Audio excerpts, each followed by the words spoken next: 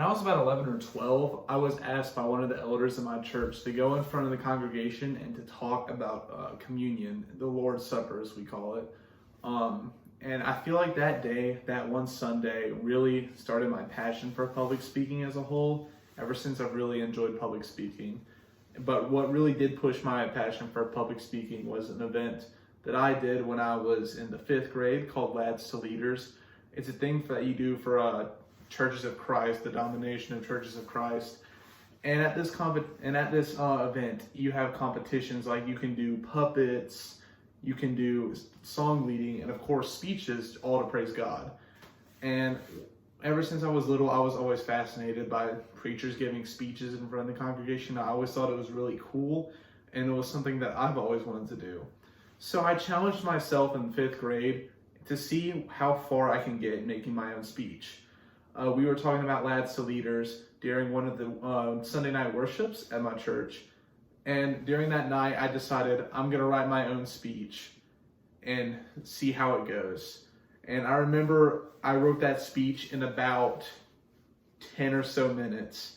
And then I presented it to one of the elders of my congregation, and he was blown away by how much I could do with that. So I basically took the speech, I refined it, I edited it, I made sure that it was perfect and that it was presentable, and then I memorized it. The whole process took me about a month, 2 months to learn all of it, and then the time came around during Easter when we had to go to Atlanta for the Lads to Leaders conference.